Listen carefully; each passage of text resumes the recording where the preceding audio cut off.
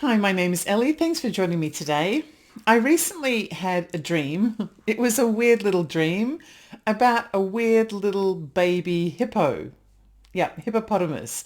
Actually, it was my baby hippo. And my job in the dream was to care for this baby hippo. This is a true story. I had this dream last week, actually.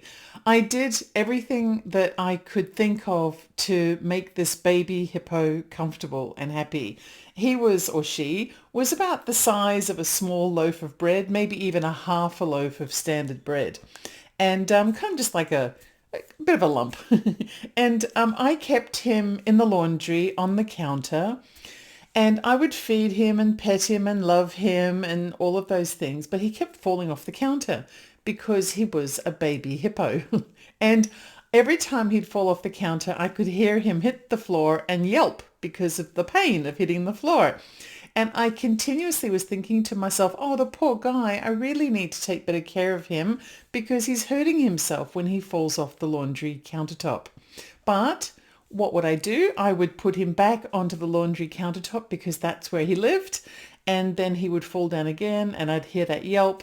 And I didn't quite learn from my mistakes. As the dream progressed, I finally got a bright idea and I thought to myself, oh, hang on a second. I had been worried about the baby hippo and really stressing out about how I can help it. But then at the end of the dream, I had this bright idea.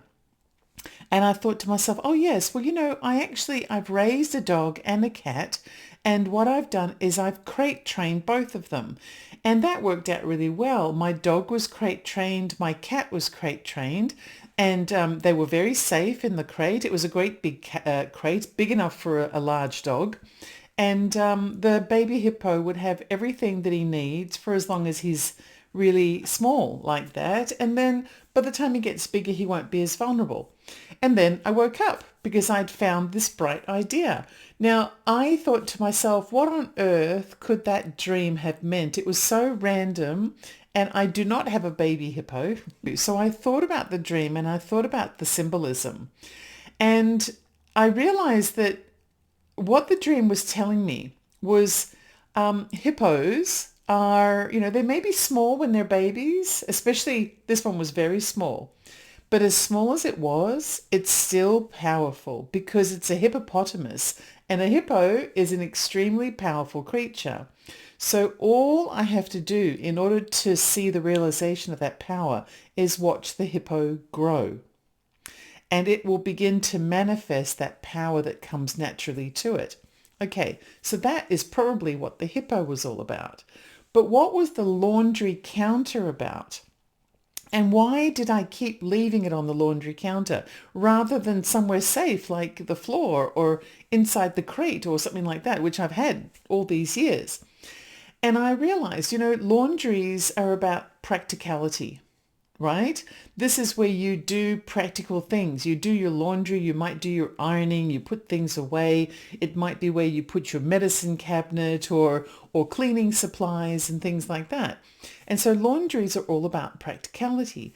But leaving a baby hippo on the countertop of the laundry means that there's still a few things to iron out because that practicality is there, but you're still making some early mistakes. So if I'm waiting for something powerful like this baby hippo to grow, then if I'm working on it in a very practical space, but it keeps falling down, then perhaps what the dream is telling me is that I'm working on something that is going to begin to manifest and grow and get stronger and stronger. And I'm dealing with it in a very practical way. However, I still have some ironing out to do because it's the beginning of a concept. Can you see how meaningful that dream could have been?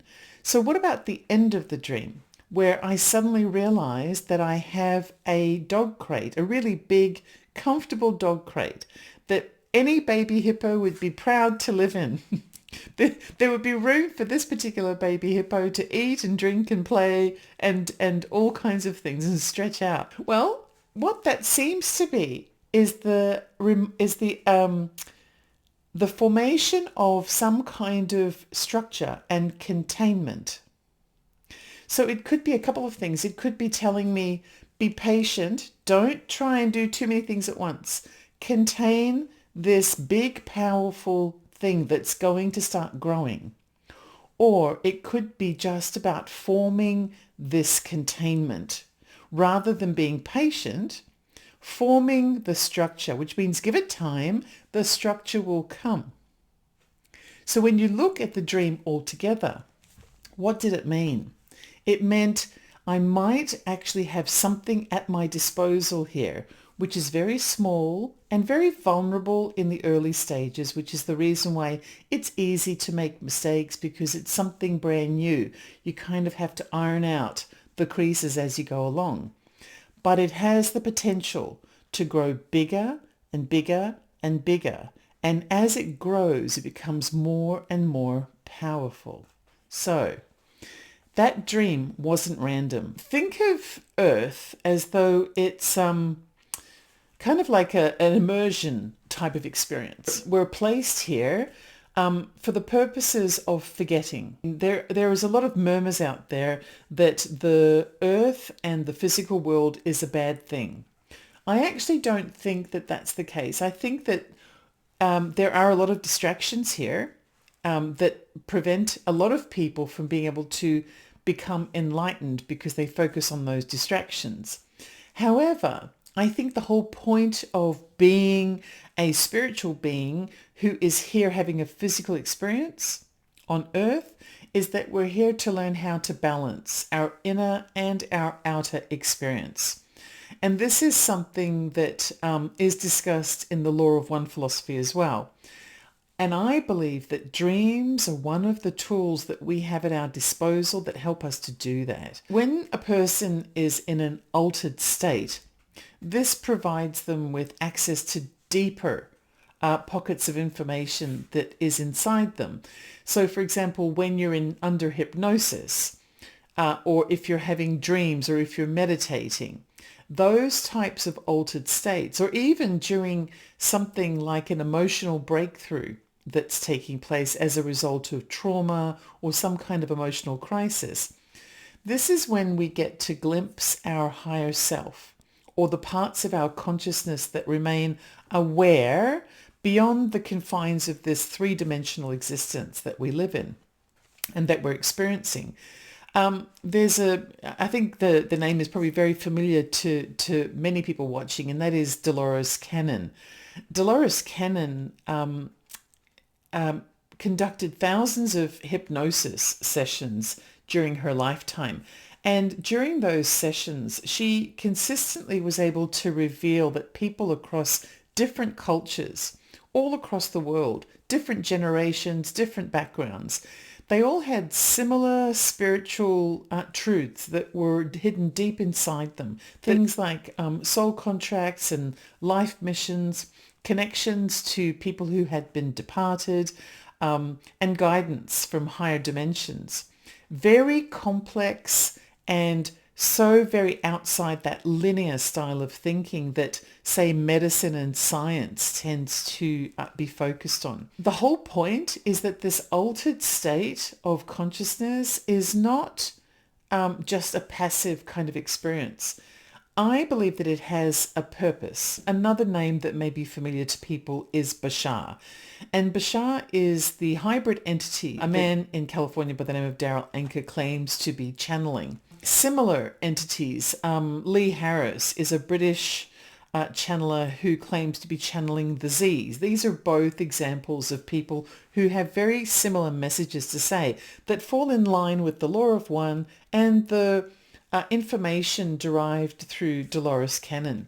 They explore similar types of realms to that and talk about how dream time is an active state. We think of ourselves as being passive in dream time when we're sleeping, but there are clues about the fact that dream time is when we are actually awake, when we are truly activated. We teach ourselves, we heal from things, we upgrade our information or download information. We may be interacting with other souls And we may receive initiations that impact our waking choices. But these ideas are not new. They extend far beyond in history. Bashar, the Z's, the Law of One, and Dolores Cannon, they go all the way back to the earliest known physical remaining humans that we are scientifically aware of. And that is the Australian First Nations people, the Aborigines of Australia. The Aborigines have a concept of dream time that I have focused on in a previous video, and I'll make sure that I include that video as a link here in today's show. They talk about the purpose of dream time is to be able to communicate with our ancestors and as a form of higher consciousness, to be able to understand the true wisdoms of the world and the way that reality really is here for us to co-create. That's where we speak to our ancestors in that altered state of existence or altered state of consciousness. It's just that we have a tendency to forget once we've woken up, because our 3D brain acts like a filter, and it filters out things that often come from the higher consciousness. So you'll notice that when you first wake up from quite a profound dream, whether it's a long and detailed one or even just a brief one, you will remember for a moment, but just as quickly it'll flitter out of your mind. And that's the reason why people say to record the dream straight away in some way, so that it's been embedded into your 3D consciousness, because that way you'll never forget. And that's one of the reasons why I've been able to remember so many of my dreams, because I've made a habit of doing that almost my entire life. I have a dream. As soon as I've woken, I record it in some way, and then I just rest because once it's recorded, it's embedded into my 3D memory, and it will never, never leave. And I'm going to talk to you about another dream that I've been trying to figure out for years at the end of this show. And one of the reasons why is because I've had it on record and I keep going back trying to understand it. And I think I have finally understood it. So dream time is not like a side story that happens during our passive moments. It's actually almost like a sacred kind of curriculum that we're learning while we're sleeping. So there's a connection between our dream time and our higher consciousness and the messaging that's being received by us.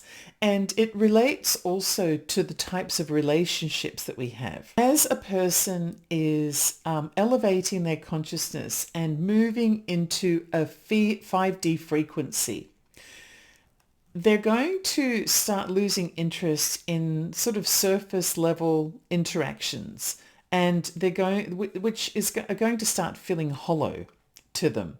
And I would have to say, I feel very much like that these days. I find I have very little time for the superficialities. I like to get to the depth of things. And I have been noticing that more and more and more as time goes on, which makes me wonder, as you move into this 5D frequency, casual or performative types of conversations feel energetically draining. Things like small talk and social masks that people put on to pretend to be certain things, and then transactional exchanges that people have with each other, they become kind of more and more difficult to tolerate. Not because you have become antisocial, but because your system, your inner self wants more genuine truth, doesn't want to have that performance layer on top all of the time. Your soul begins to crave things like authenticity and resonance. You may find yourself pulling away from certain types of people that you've always been close to, and pulling towards people who are different, people who kind of get you immediately, sometimes without too much spoken conversation. You seem to be aligned to something different. These new connections that you make might bring a sense of peace, familiarity and purpose to your life that are unexpected. because they're different to what you'd experienced before. You might even find that you share similar values or use the same kind of emotional language in your communication. And these people may, or connections may have a similar depth of spirituality as you, even though they were very unfamiliar in the first instance. What that demonstrates is that you are evolving into a fifth dimensional consciousness. Post-pandemic era, this is something that has been happening a lot. There's sort of a phenomenon where people have started to shift away from the social circles that they used to have in the past. They shift away from jobs, they shift away from social circles, and they move and morph into new patterns of behavior, new groups of people. The pandemic was something that a lot of people had no choice but to stop and to slow down. And as soon as they did, all of this information that had been unavailable previously because they were distracted by going to work and raising a family and being with friends and doing the same routine over and over again, well, all of that changed, and they were able to absorb this new evidence of consciousness, which is very similar to what comes to you in your dreams, because this staying home and being isolated during the pandemic phase was a very similar type of experience as going to bed and having a quiet time and letting the mind slow down and it being open to new wisdom coming from the higher self. And as a result of that, it changed many people. Superficiality is something that still exists, and it is really exhausting, and it is a thing that happens in the 3D world. It represents lower frequency, and the relationships that exist in the three-dimensional capacity they often orbit around things like validation, hierarchy, image, for example, and of course money and competition.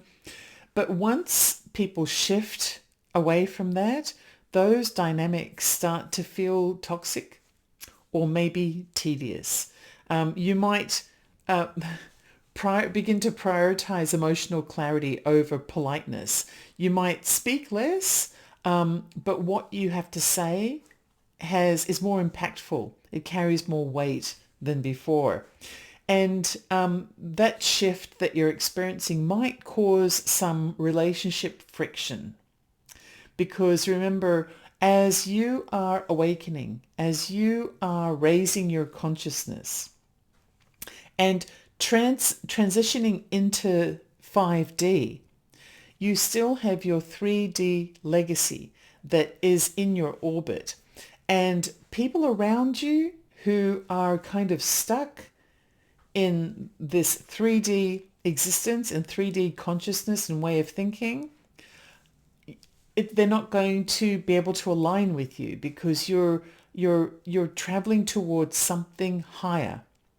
And so it can become quite exhausting dealing with those people. And there's always a temptation to backslide because that physical pull can be strong.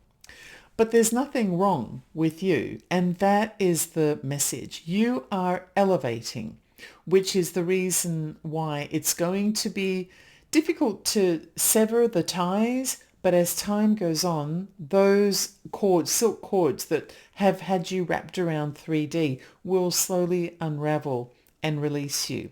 It's just about trusting the process. One of the ways to navigate the shift is to let go of your sense of guilt. So things like setting boundaries is really, really healthy. Often when we allow people to work with tools like guilt, this is a softening of boundaries where we start to lose confidence in our own position. One of the best things to do is to set very strong boundaries about what feels right and what doesn't feel right, and then stick to it.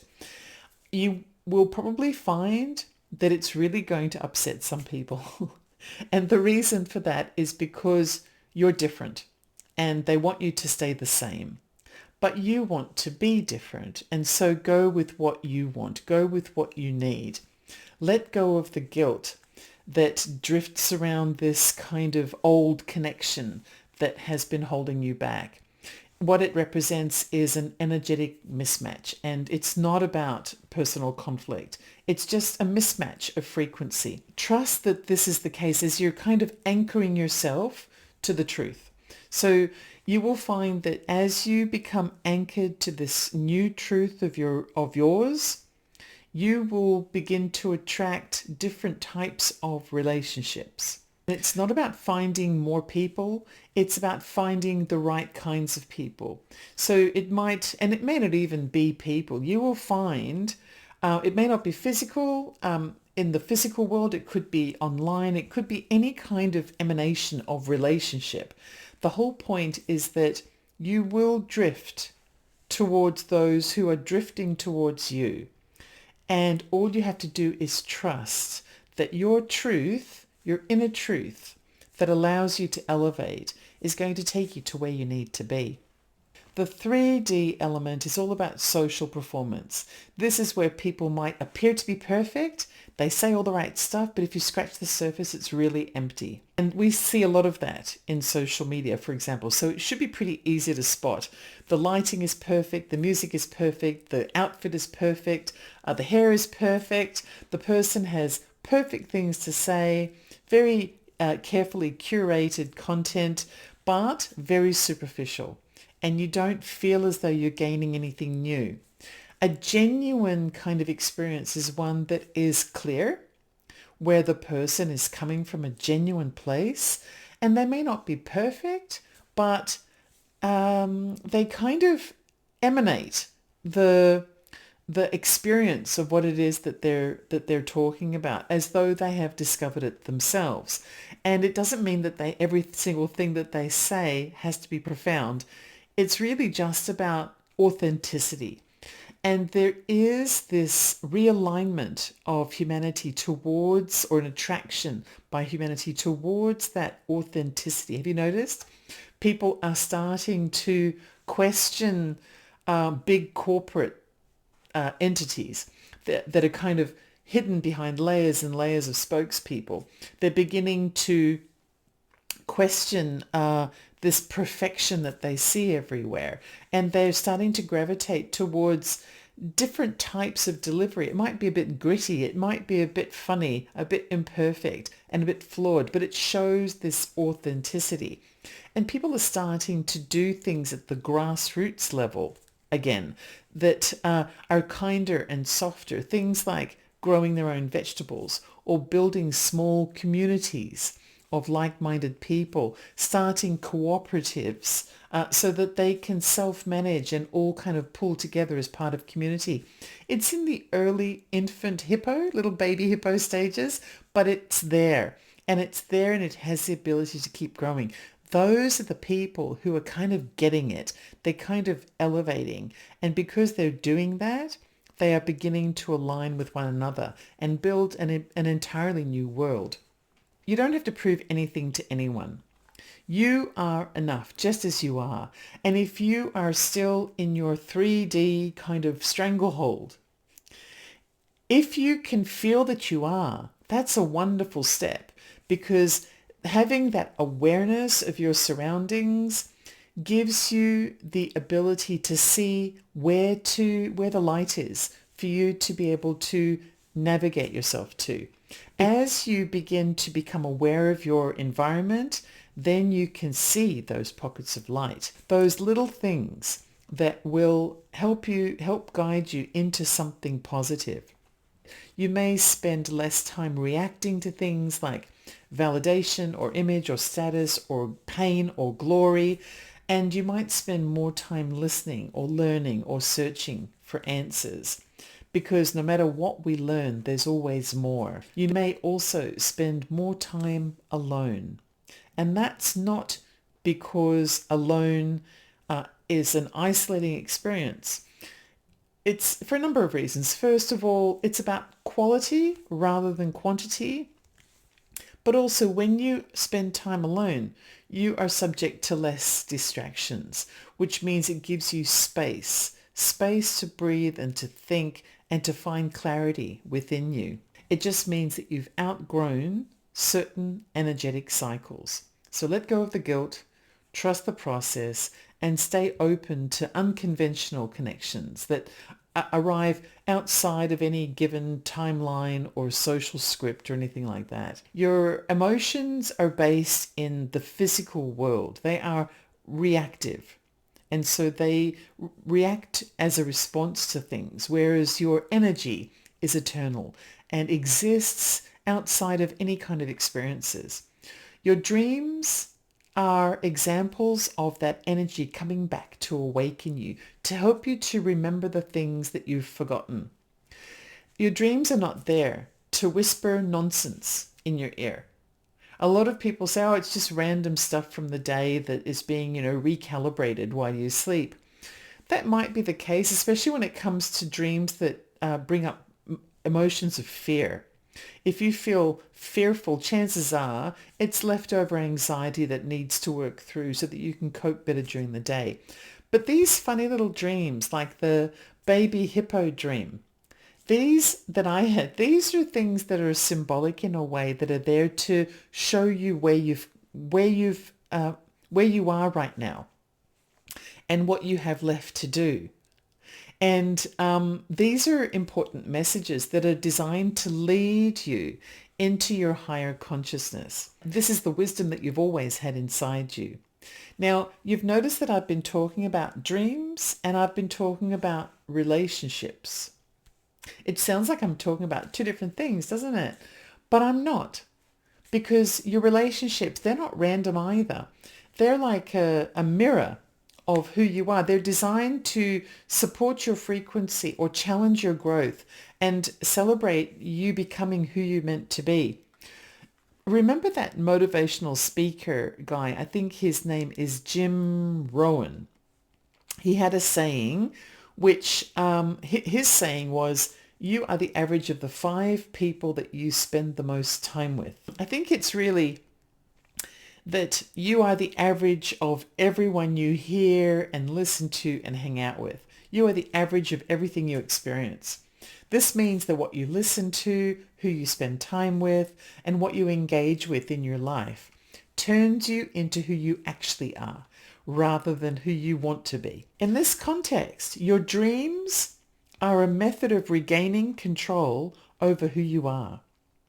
If you listen to the calm messaging that you receive in your dreams, the cryptic little symbols that appear that aren't fear-based, but are strange and hypnotic and kind of unforgettable, like having a baby hippo to care for that you leave on the laundry counter.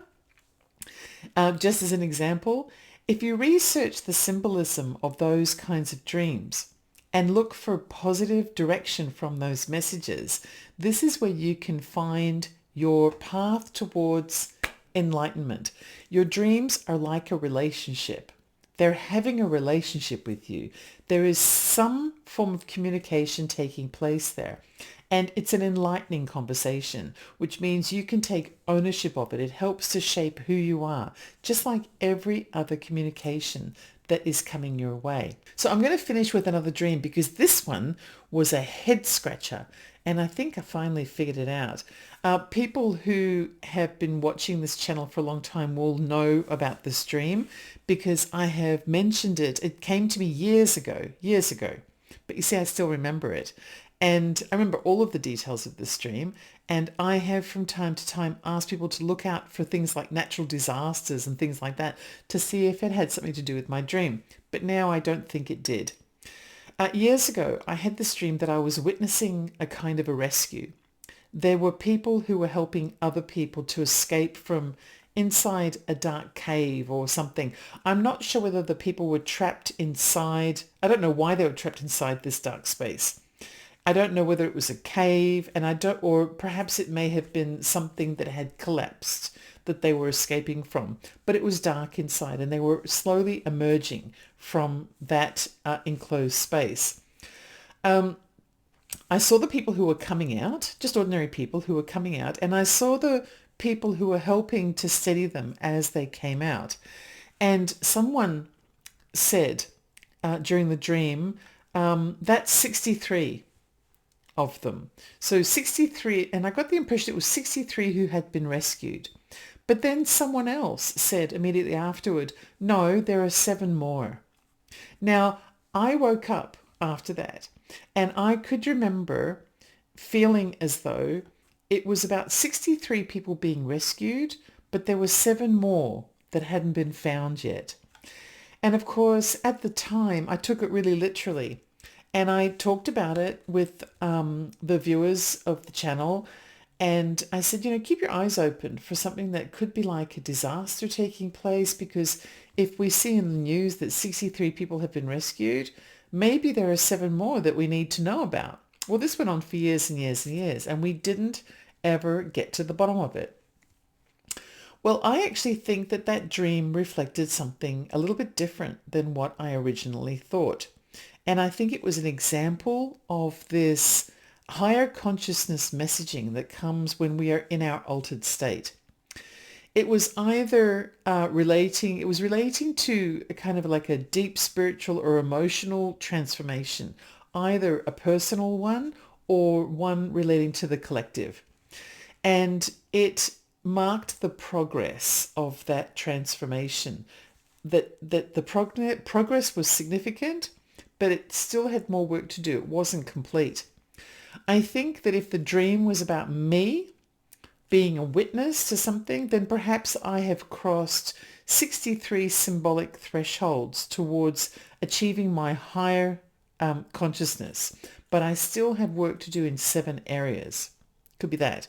Or the dream, if it was about the collective and I was witnessing that taking place and being present as those people were being helped, then perhaps it's about how humanity has passed through 63 gates of transformation, but still has work to do to transform through the other 7. And maybe the reason why I was present was because I'm part of that experience. That's the power of dreams. By listening to dreams, you're inviting the messaging in to help you to develop yourself into who you are. It's like that saying of becoming the average of everything that you engage with.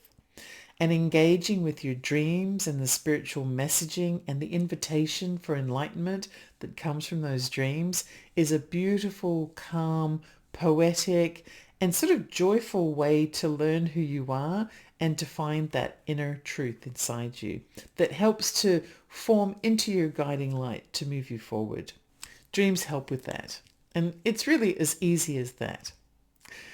So if you're still here listening to my voice, then all I have to say is welcome to the new earth. This is something that we are creating for ourselves. We are creating our reality. Let's do a good job. This is Ellie Dreams Down Under. If you've enjoyed today's video and feel as though you've learned something, please take a moment to subscribe. And if you do, then I guess I'll see you again next time. Thank you for supporting this channel in all the ways that you do. I love knowing you're here, and I'll see you in my dreams.